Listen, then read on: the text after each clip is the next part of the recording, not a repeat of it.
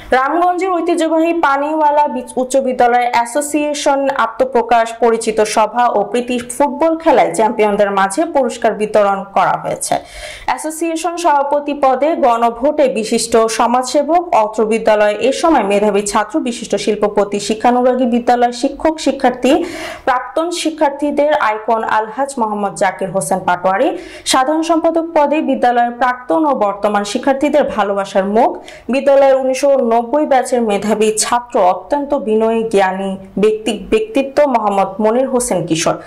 Committee ঘোষণার আগে আলোচনা সভা ও প্রীতি ফুটবল খেলায় বিজয়ীদের মাঝে পুরস্কার বিতরণ অনুষ্ঠানে সভাপতিত্ব করেন বিদ্যালয়ের প্রাক্তন ছাত্র, ঢাকা বিশ্ববিদ্যালয়ের প্রাক্তন মেধাবী ছাত্র, বিশিষ্ট রাজনীতিবিদ মোহাম্মদ শফিকুল ইসলাম ভূঁইয়ার সভাপতিত্বে উপস্থিত ছিলেন বিদ্যালয়ের প্রাক্তন প্রধান শিক্ষক, বীর মুক্তিযোদ্ধা মাস্টার মোহাম্মদ শাহজাহান, প্রাক্তন ছাত্র গিয়াসউদ্দিন, ইমাম হোসেন মোল্লা, বিদ্যালয় সহকারী প্রধান শিক্ষক মোহাম্মদ কামরুজ্জামান, অবসরপ্রাপ্ত শিক্ষক মোহাম্মদ দেলোয়ার হোসেন, মাওলানা রফিকুল্লাহ, মোহাম্মদ জাকির হোসেন, জসিম উদ্দিন, ওবায়দুল হক, মোশাররফ মোল্লা, আব্দুল্লাহ আল মামুন সহ অনেকে।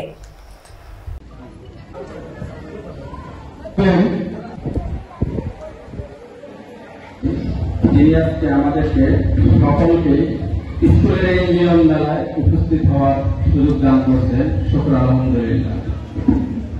প্রিয় ভাইয়েরা, প্রিয় পানিওয়ালা উচ্চ বিদ্যালয়ের নতুন প্রবীণ সকল ভাইয়েরা, আপনাদেরকে অসংখ্য ধন্যবাদ যে সবাই আমাকে এত বেশি ভালোবাসেন। সেই ভালোবাসার ফলশ্রুতিতে আপনারা আমাকে অ্যালুমিনিয়াম অ্যাসোসিয়েশনের সভাপতি হিসাবে নির্বাচন করছেন।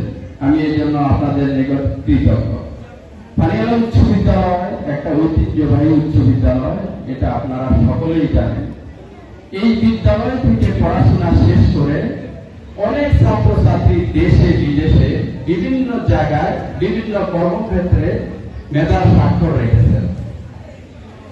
সেই দায়বদ্ধতা থেকে পানিওয়ালা উচ্চ বিদ্যালয়ে শিক্ষার মান উন্নয়ন, প্রতিষ্ঠানের অবকাঠামো উন্নয়ন, পানিওয়ালা উচ্চ বিদ্যালয়ে গরিব এবং মেধাবী শিক্ষার্থীদের পাশে দাঁড়ানোর জন্যই আজকের এই অ্যালুমিনিয়াম থাকতে নেই। এটা একটা সার্বজনীন সংগঠন, সম্পূর্ণ রাজনীতি। যখনই রাজনীতি এখানে ঢুকবে, সংগঠন যে উদ্দেশ্য নিয়ে গঠিত হয় সেটা থাকবে না। রাজনীতি করলে যে সংগঠন থাকতে হবে না সেটাও না।